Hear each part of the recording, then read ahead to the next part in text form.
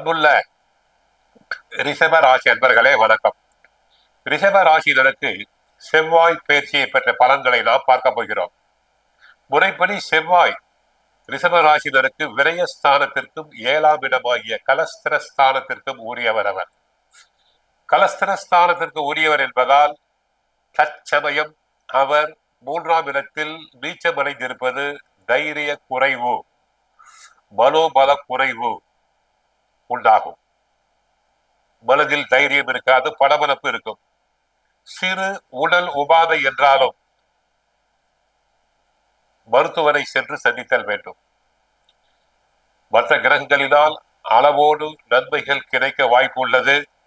வேலை பார்க்கும் பெண்களுக்கு கிரக நிலைகள் மற்ற கிரக நிலைகள் தான் சாதகம். உத்தியோகாரகன் செவ்வாய் சாதகமாக இல்லை, நீச்சமடைந்திருக்கிறார். உழைப்பு அதிகம், அதிக ஊதியத்தினை எதிர்பார்க்க இயலாது. மேல் அதிகாரிகள், உயர் அதிகாரிகள் கண்டிப்புடன் நடந்து கொள்வர். மற்றவர்களுடைய வேலையும் சேர்த்து செய்ய வேண்டியிருக்கும். வாகனத்தில் செல்லும் போது கவனமாக செல்லுங்கள்.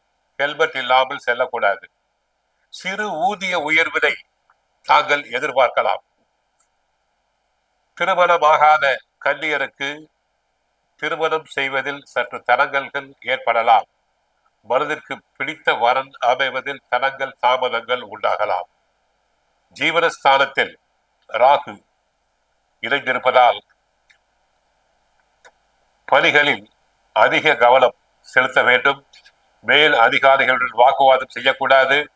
விரயஸ்தானத்தில் உள்ள சூரியன் நிலையினால் சரும சம்பந்தமான உபாதைகள், ஸ்கின் டிசீஸ் வரலாம். எச்சரிக்கையுடன் இருப்பது நல்லது. உடல் நிலையில் சிறு பாதிப்பு என்றாலும் வைத்தியம் செய்து கொள்ள வேண்டும். மருத்துவரை அணுக வேண்டும். தாங்கள் செய்ய வேண்டியது அருகில் உள்ள திருக்கோயில் ஒன்றில் மாலை நேரத்தில் சனிக்கிழமைகளிலும் வியாழக்கிழமைகளிலும், சனிக்கிழமைகளில் எண்ணெய், வியாழக்கிழமைகளில் பசு நெய் தீபத்தில் சேர்த்து வருவது கைமேல் பலன் அளிக்கும். கந்த சஷ்டி பாராயணம் செய்யுங்கள். முருகனை வழிபடுங்கள். கஷ்டங்கள் அனைத்தும் தங்களுக்கு குறையும். விளைச்சலை பொறுத்தவரை எதிர்பார்த்த அளவுக்கு இருக்காது, இருந்தாலும் கையை கடிக்காது என்று கிரக நிலைகள் தங்களுக்கு காட்டுகின்றன.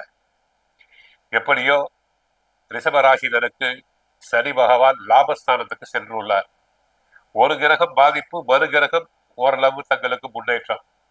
இறைவனை வழிபடுங்கள், கஷ்டங்கள் விலகும். வாழ்க வளமுடன், மங்களம் உண்டாகட்டும்.